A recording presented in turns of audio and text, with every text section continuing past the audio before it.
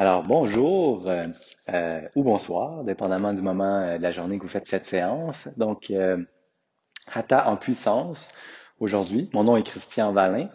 Donc, cette séance peut être vue comme une suite à Yoga pour la vie, la première partie, qui peut être vue comme un échauffement. Euh, ou bien ça peut se faire aussi séparément si vous le souhaitez. Donc, un cours aujourd'hui en puissance qui reste un Hatha.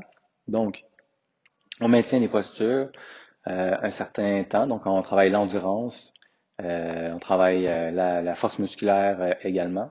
Donc tout en respectant le corps, les articulations, particulièrement le dos et les articulations, donc qui est la force du yoga. Donc de respecter le corps et ses limites. Donc pour cette séance, remarquez justement que je vous encourage justement à respecter vos limites. C'est toujours de trouver un équilibre, respecter ses limites avec des postures de force, des postures qu'on va aller avec, donc dans la demi-lune, des choses comme ça. Donc, si vous pouvez, si c'est possible pour vous, je vais donner des variations. Puis après, c'est vous de voir si vous avez la possibilité de donner un peu plus de défis euh, ou de sortir de la posture. Puis ça, vous pouvez le faire à n'importe quel moment, juste sortir de la posture et revenir par exemple dans le Tadasana, qui est une bonne posture de repos, une bonne posture neutre. Euh, donc, qui va être mieux que par exemple une flexion ou l'enfant, personnellement. Euh, je la vois moins comme une posture de repos. Alors, aujourd'hui, on va avoir besoin du bloc surtout, et peut-être de la chaise. On va voir selon ce que vous allez avoir besoin. Donc, si vous avez une chaise, ça va être besoin de n'importe quelle chaise à la maison, ça va être possible. Ou si vous avez un traversin aussi, ça peut se faire avec un traversin, donc les longs coussins comme ceci. Mais sinon, au moins le bloc. Pour les plus avancés, ça pourrait se faire aussi sans accessoires, aucun. Donc, dépendamment des postures, évidemment. Donc, on va commencer dans notre Tadasana, donc avec une petite prise de conscience donc corporelle, de nouveau, avec ce thème donc de la confiance en soi, ou j'aime bien appeler la pleine confiance. Donc, si, en faisant un parallèle avec la pleine conscience, donc deux mots qui sont très proches, donc pleine confiance, qu'est-ce que ça pourrait dire? C'est d'accepter premièrement ses forces, mais aussi les défis qu'on a. Donc, sans se juger, donc simplement d'accepter son état actuel, euh, donc la vie, le fait d'être en vie, c'est jamais parfait. Donc, quand la vie n'est pas parfaite, sinon, ça serait pas la vie, ça serait autre chose. Donc, ce qui est vivant est en évolution constamment. Donc, c'est une des grandes leçons du yoga, l'évolution. C'est ça qui est le plus important. Donc, d'être en mouvement, d'accepter le changement également, puis de l'accueillir dans sa vie. Donc, respirez quelques fois ici avec cette nouvelle conscience, cette réalisation. Qu'est-ce que ça veut dire pour moi, la pleine confiance?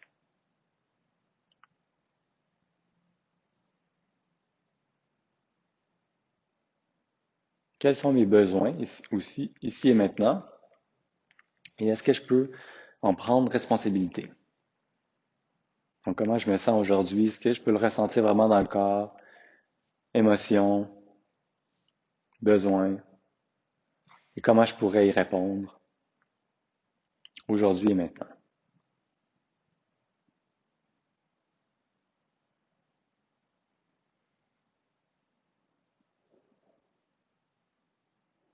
Donc, ça pourrait être tout simplement, par exemple, d'établir une intention, donc de connexion vers soi dans cette séance, une intention euh, de douceur, une intention de défi, de s'en donner un peu plus, une intention de défoulement, Ça pourrait être bien des choses. Donc, trouver ce qui vous ferait vraiment du bien. Non pas ce que des fois, ce qu'on désire ou ce qu'on pense vouloir, mais ce qu'on a besoin. Hein? Il y a une distinction intéressante à faire. Donc, je viens en équilibre sur une jambe et je viens déposer et soulever la jambe, tout simplement. Donc, je trouve mon ancrage et un petit peu de mobilité. Ici, je trouve un petit bounce dans la jambe aussi, si je le veux. Donc, et si je veux m'en donner plus, je ne pose pas, je ne touche pas le sol. Oh, un petit peu défi d'équilibre.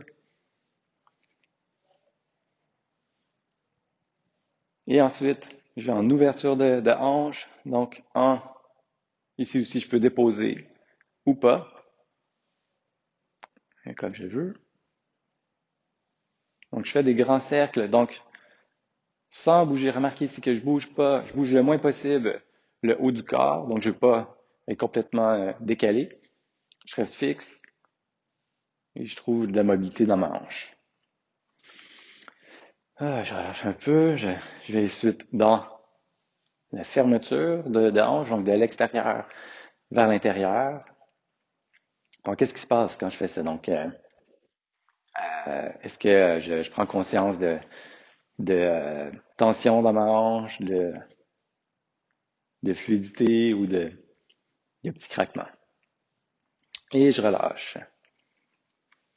Je change de jambe, puis remarquez la différence entre les deux jambes.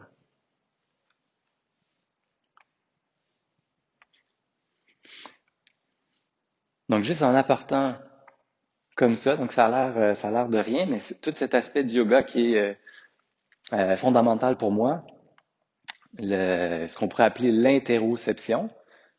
Interoception, donc perception intérieure du corps.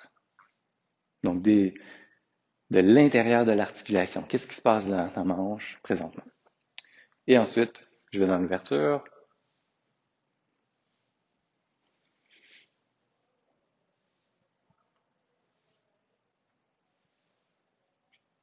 Donc, grand cercle. Et ensuite, la fermeture.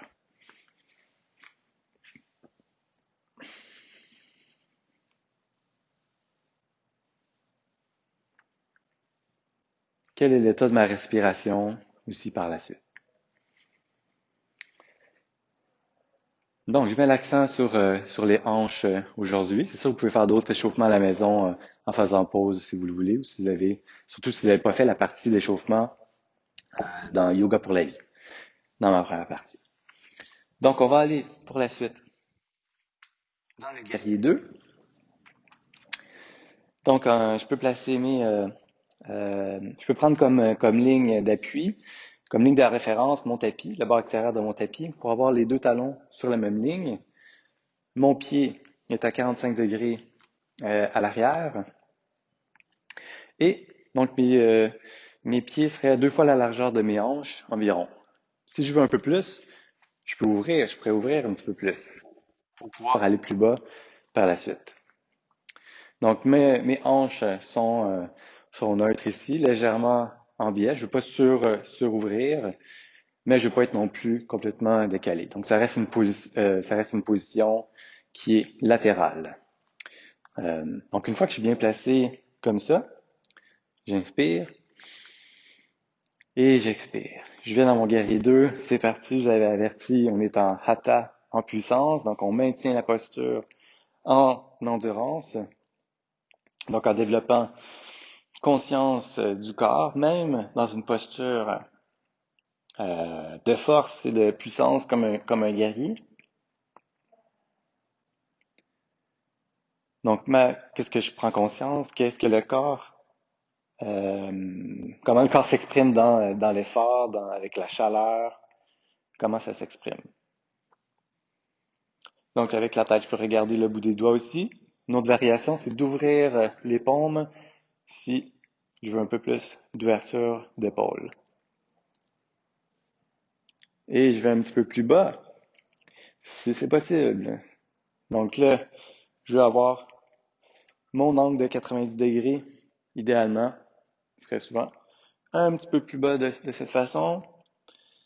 Donc si vous voyez, si je vais plus bas, j'avance le pied un petit peu, puis j'apporte le genou au-dessus du talon. Donc là, je suis peut-être allé un petit peu trop loin.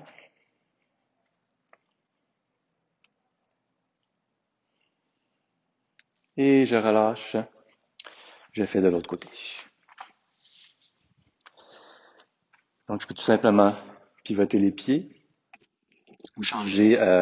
Pour vous à la maison, je pense que ça va être mieux de changer switcher les pieds pour pouvoir me voir.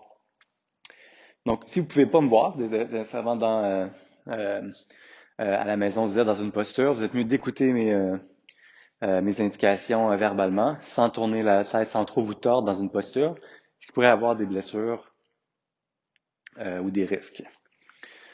Donc, j'inspire, je me place bien, je place bien mes pieds. Donc, je décale bien le talon à l'arrière. J'inspire et j'expire. Donc, placez bien le genou à l'avant aussi, pour pas que ce soit. Des fois, c'est un petit peu vers l'intérieur. Donc, ce qu'on fait, c'est que je viens placer la main à l'extérieur du genou ou de la cuisse et je pousse. Donc, comme si je voulais vraiment pousser, décaler, défoncer ma main ici. Puis je résiste. Donc, je résiste quand même. Puis on sent, souvent en le faisant, tout d'un coup, je trouve l'intérieur de ma cuisse. Donc, mes muscles adducteurs me disent bonjour. Puis je reste comme ça ensuite, comme si ma main était toujours là, en venant placer les bras. J'active les bras un petit peu plus. J'ai mon drishti, regard fixe au bout des doigts. Et je vais un petit peu plus bas si c'est possible. Je respire dans l'effort. Je respire dans ma posture. Donc une fois que j'ai tous les petits détails, je suis la posture. J'incarne le guerrier 2. Et je relâche. Donc guerrier, Virabhadrasana, qu'on appelle en sanskrit. Virabhadrasana, le guerrier. Donc on a toujours un guerrier quelque part. Alors, euh, on va dans le guerrier de étiré maintenant. Donc en plaçant, c'est la même position des jambes. Donc c'est là qu'on va avoir besoin soit d'un bloc. Donc je vous montre les trois options pour ensuite que vous choisissez. Puis on va aller ensemble dans la posture. Donc soit ici, donc option débutante, option intermédiaire avec le bloc. Et donc je place le bloc à l'extérieur de la jambe. Et option, mais il peut toujours avoir d'autres blocs comme ça, intermédiaires, etc. Ou même la main directement au sol de cette façon. Donc, on le refait ensemble. Je place mes pieds, je place mes jambes, l'ancrage, l'enracinement. J'inspire. Je pivote le bassin. Donc ici, il y a vraiment de faire passer le bassin. Donc, de le faire basculer.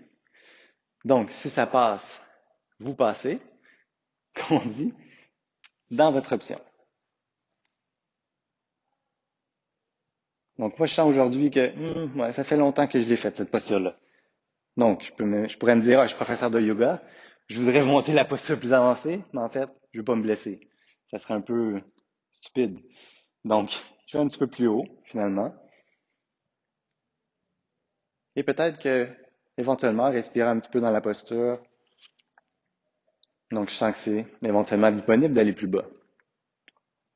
Mais ce qui est important ici, c'est on va avoir notre étirement du flanc, de toute la ligne ici, donc du pied, de l'extérieur du pied avec le flanc, mon flanc gauche en ce moment, jusqu'au bout des doigts. Étire, je regarde donc le bout des doigts, ou si c'est possible d'avoir notre rotation de la tête. Donc je rentre le menton. Vous voyez comment j'ai rentré le menton, que j'ai suivi l'épaule, le bras faut vraiment respecter le cou, les cervicales ici. Donc, changer de, changer de côté pour faire notre guerrier étiré de l'autre côté. Avec l'option qui est bonne pour vous. Coude contre genou, bloc. Remarquez, je me répète, mais c'est important, le bloc est à l'extérieur de la jambe. Je place bien le plat si je peux, là, je pourrais aller sur le bout des doigts, c'est sûr, sur le bloc. Mais si je peux, je viens bien m'ancrer ici. Et il y a aussi de l'ouverture que je peux rajouter ici, que je peux ajouter comme détail ici, l'ouverture de la cage thoracique. Donc, pour que le buste soit en fait parallèle à un mur. Donc, si vous vous donnez comme point de repère un mur, si jamais vous êtes parallèle ou juste imaginez, visualiser votre buste qui est droit comme un mur. Donc, c'est sûr que je donne beaucoup de détails dans ces postures-là. C'est peut-être des vidéos qu'on peut écouter plusieurs fois, donc sur plusieurs semaines, puis intégrer. Hein, ça s'intègre pas souvent en une séance. Ça s'intègre plusieurs semaines, plusieurs mois, voire des années. Certains petits détails, ça prend du temps. Et je relâche donc pour sortir de la posture. Je vais plier le genou, je vais remonter comme ça, de cette façon, sécuritairement. Donc, je vais ensuite avec mon bloc, toujours pour la demi-lune.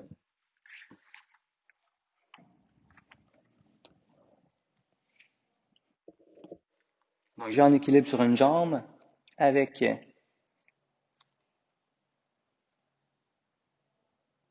ma demi-lune, Ardha Chandrasana. Donc, remarquez comment j'ai placé le bloc à l'extérieur de la jambe et qu'une fois que j'ai mon point d'appui, donc j'ai mon pied bien placé, ma main bien placée, là, je vais en équilibre de cette façon que je maintiens. Ça pourrait être 5 respirations, par exemple, à la maison. Donc, selon votre capacité, toujours. Puis le souffle aussi différent pour chacun.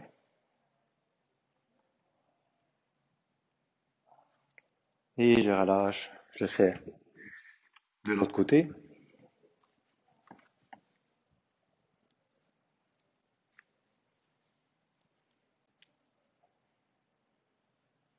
Donc, une belle ouverture ici. On maintient ce qu'on a fait dans le guerrier 2. Le guerrier 2 étiré. Le buste parallèle à un mur. Et la jambe qui se soulève bien, comme vous voyez ici. Bien haute, le plus haut possible, en fait, la jambe qui est en arrière. Je respire une dernière fois. Et je relâche. Je reviens un instant dans mon Tadasana, petite pause zen. Donc, on a fait notre guerrier 2, guerrier 2 étiré, Utthita Parshva Konasana, une posture ici, que j'appelle guerrier 2 étiré, mais c'est pas le vrai nom. Et notre demi-lune, Ardha Chandrasana, qu'on va maintenant faire une à suite de l'autre, un petit peu en vinyasa, on pourrait dire, un genre de vinyasa qui rajoute un peu un défi supplémentaire. Donc, si ça devient trop pour vous, soit vous l'essayez un peu, puis vous restez pas longtemps dans les postures. Mais si vous voyez vraiment que vous maîtrisez pas suffisamment ces postures-là, ben, vous pouvez juste refaire une des 3 postures. Peut-être que vous maintenez un peu plus longtemps.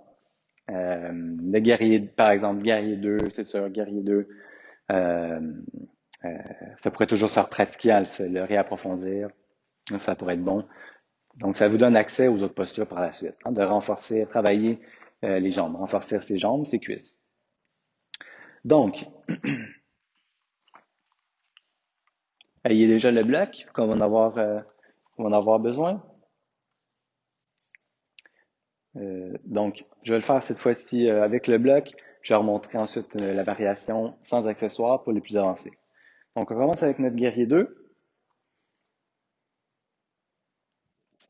Donc, si c'est disponible, hein, d'intégrer tout ce qu'on a fait, la position des pieds, le, le, le 45 degrés du pied, etc. Essayez de vous souvenir par vous-même. Ensuite, j'ai mon guerrier 2 étiré dans mon option. J'inspire en allongeant. J'expire, je tourne la paume vers le sol. Je respire quelques fois dans la posture. C'est disponible, je vais un peu plus bas.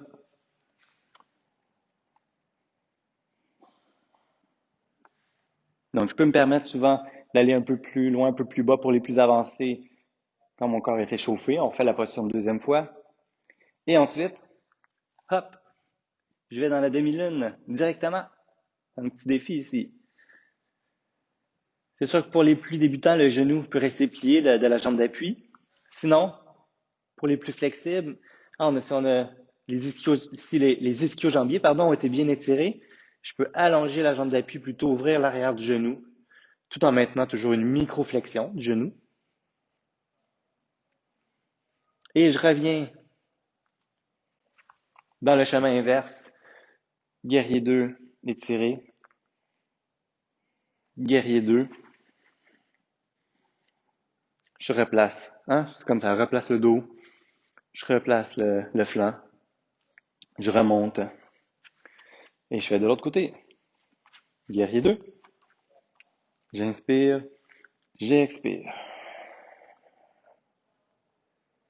Je relâche les muscles du visage. J'inspire. J'expire. Guerrier 2 tiré. J'inspire, j'allonge.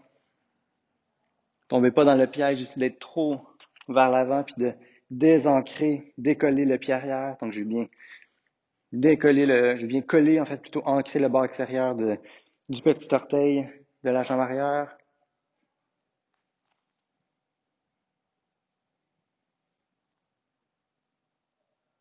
Et demi-lune. Hop, hop, j'ouvre.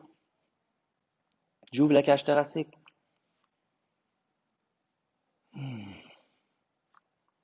Ressentez, respirez la posture. Ça vous aide pour l'équilibre de fixer un point fixe. Fixer un point fixe, évidemment. Le drishti, qu'on appelle en yoga, regard fixe, ce serait au sol, soit vraiment au sol près de la main, soit regarder les orteils, peu importe. Et guerrier, 2 étirés.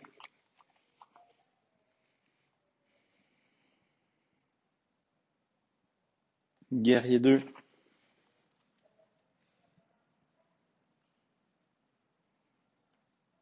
Et je reviens, je relâche. Je respire un instant. Donc, ces postures de défi, beaucoup de, de travail, ça a sûrement bien travaillé dans votre corps. Ces postures qui sont souvent bien, pas toujours aimées, j'allais dire un peu détestées, mais parce qu'elles sont tellement bonnes, en fait, parce qu'on en a besoin. Souvent les postures moins aimées, c'est sûr qu'on a le plus besoin. Alors, pardon, pour la suite, comme je disais, soit on a besoin de la chaise ou ça pourrait aussi se faire avec le traversin sous les pieds. Donc, on va dans le demi-pont, suivi du pont complet, pour ceux, pour ceux que c'est disponible.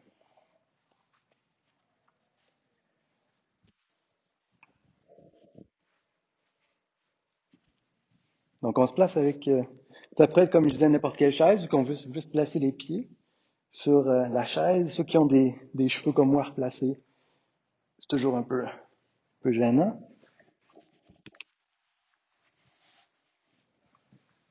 Et je grimpe les pieds sur la chaise ou sur le traversin pour placer, comme vous voyez, les mains. Donc, avoir la bonne position des mains dans le bas du dos. Mais ça peut commencer peut-être juste avant. Ça pourrait commencer juste avec les mains au sol. Donc, et je pousse, je m'aide ici pour soulever le bassin vers le plafond. Donc, pousser les aines vers, ben un petit peu en ce cas-ci, ce serait plus, on est comme, euh, on est comme en biais, donc pousser vers le haut, vers l'arrière. Et éventuellement, donc quand j'ai la hauteur, ici avec la chaise, on a un peu plus de hauteur. Donc, c'est intéressant d'aller placer les mains dans le bas du dos. Voyez comment je ne suis pas ici de côté. Donc, ça n'existe pas. Dans cette position-là, les pouces, hein, on ne peut pas supporter autant, c'est pas fait pour supporter autant le poids du corps. Mais je vais plutôt ici tourner les poignets, donc pour que les doigts soient vers les fessiers, les poignets vers le dos. Je fais marcher aussi les coudes, comme ceci, vers l'intérieur, pour que les coudes soient vraiment dessous les poignets. Donc, ce qui protège vraiment les poignets à long terme. Donc, pour les plus débutants, vous pourriez travailler ça. C'est comme je disais, ça peut débuter sur un traversin un peu plus bas, mais et éventuellement aller sur la chaise. Et ce qui pourrait être travaillé éventuellement, c'est de venir placer les mains de plus en plus haut vers la cage thoracique. Oh, et on ressent que ça vient étirer un petit peu plus la nuque. Donc, ça fait extrêmement du bien d'étirer la nuque, l'arrière du cou. Donc, il y a le tendon, le nucal dans cette région-là, les omoplates également, toute cette région-là. Donc, allez-y doucement quand vous relâchez avec la hauteur de la chaise. Donc, faites pas l'erreur que j'ai fait avec la chaise. Placez-la bien sur votre tapis pour que ça soit anti-dérapant, pour pas qu'elle glisse. Des fois, on pousse un peu sur la chaise et ça glisse. Donc, surtout pour la suite, qui est notre donc petit défi. Donc, pour les plus avancés. Donc, euh, donc c'est sûr, ici, je vous avertis d'avance que vraiment, si vous avez la force dans les bras, si vous avez travaillé pas mal les triceps, les, euh, surtout les triceps, mais les bras également. Donc, pour le pont complet avec la chaise. Donc, je viens placer les mains au-dessus des épaules. Donc, je m'ancre bien, je vérifie que ma chaise est bien stable et je pousse pour aller dans mon pont complet. Donc, Ourd ou bien qui est appelé souvent Chakrasana, qu'on pourrait dire tous les chakras sont ouverts ici, comme vous pouvez bien le deviner. Et je respire, donc dans une position même difficile comme ça. Je viens m'ouvrir, créer de l'espace. Je rentre les fesses. Je viens même contracter les deux fessiers. Et je relâche avant d'être épuisé dans la posture pour éviter euh, les risques.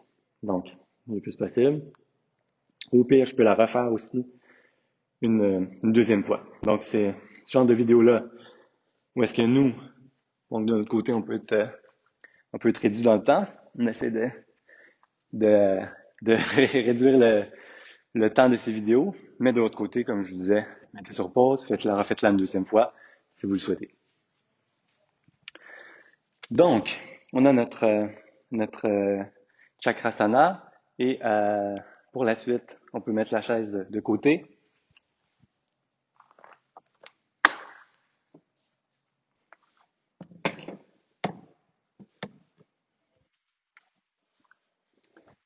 En plus, on a bien travaillé le dos. On peut aller euh, dans la flexion pour se décompresser un peu le dos. Donc, soit je viens avec la sangle, j'ai la couverture ici, que je peux toujours être assis plus haut aussi, également sur un traversin, donc même traversin sur couverture. Et avec la sangle.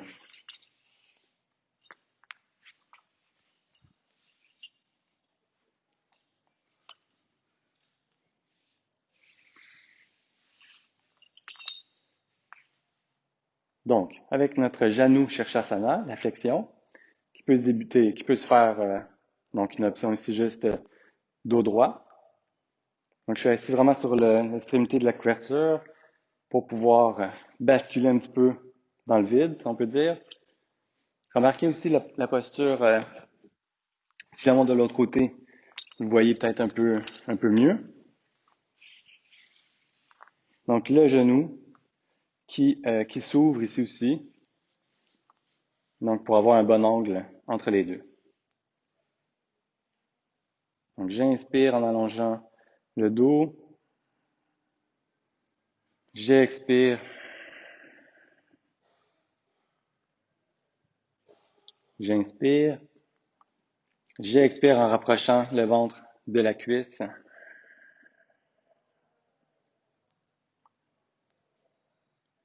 De plus en plus. Changer de côté, changer de jambe. Donc, je reviens toujours en changeant de jambe dos droit. Donc, j'inspire en allongeant le dos. Je trouve le creux naturel du bas du dos. Et j'expire en allant un peu plus loin dans ma flexion, hein, si c'est donc avec ce qui est disponible. Ma flexion pourrait très bien rester plus haut, selon ma flexibilité, ou même pour les plus avancés, allez saisir le pied pour que le ventre se rapproche le plus possible de la cuisse. Ici, on veut réduire l'espace entre les deux. On veut pas être comme ça. Ici, une erreur fréquente, c'est d'avoir un grand espace, d'avoir le dos trop rond. On veut au contraire ici avoir le dos plat. Le dos ne cesse jamais d'être plat pour l'instant. Donc, j'inspire, je continue à créer de l'espace dans le corps en allongeant la colonne vers l'avant jusqu'au sommet de la tête.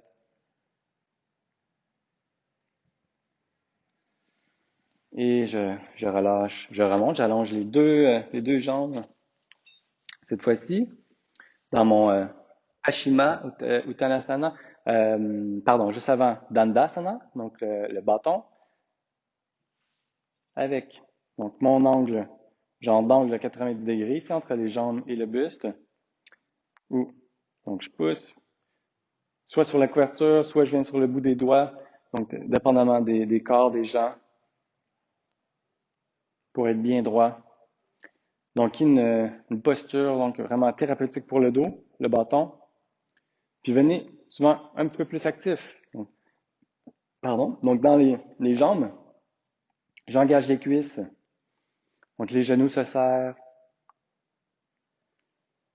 J'intègre aussi ma rotation interne des cuisses. Donc le, toute la force des jambes vient comme s'aspirer jusque vers le pubis. Et même naturellement, il y a le plancher pelvien qui s'engage, qui se contracte. Ça se fait un peu naturellement. Et je viens voir si je peux maintenir ça avec les bras au-dessus de la tête. Hasta Dandasana. Donc, est-ce que je peux maintenir cette force dans les jambes, cette aspiration qui se transmet en fait dans le bassin, jusque dans le dos, jusqu'au bout des doigts. Et je relâche. Pour aller ensuite dans ma flexion de nouveau, Pashima Uttanasana. Donc, soit vous allez avec la sangle de nouveau, ou bien, si c'est disponible, d'aller avec les pieds. Remarquez comment j'ai dégagé aussi les chevilles. Des fois, même on sent un peu d'appui inconfortable ici. Donc, des fois, il faut travailler ça ici, d'ouvrir juste l'arrière de la cheville vers le tendon d'Achille, on pourrait dire. Donc, j'inspire, J'allonge le dos. J'expire, je vois si je peux pas aller un petit peu plus bas. J'inspire. J'expire, le ventre se rapproche des cuisses. Donc, je m'aide avec mes bras pour me créer une traction intéressante pour trouver mon étirement ici que je devrais ressentir dans les ischio-jambiers, donc sous les cuisses.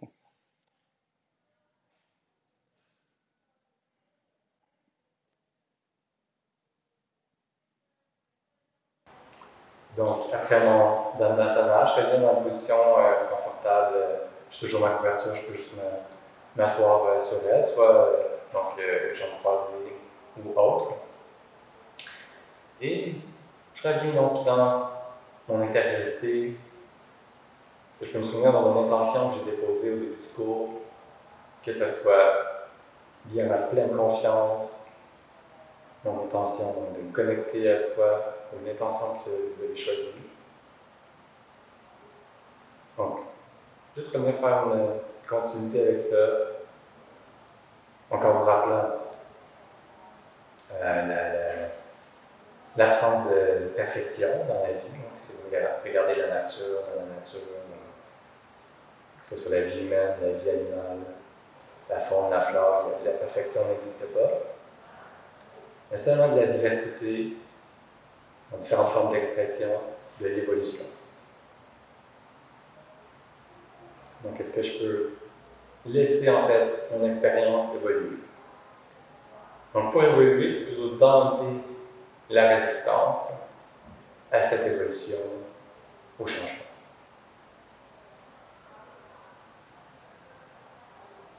Donc, je vous remercie d'avoir écouté aujourd'hui, d'avoir pratiqué avec moi. Et je vous dis namasté.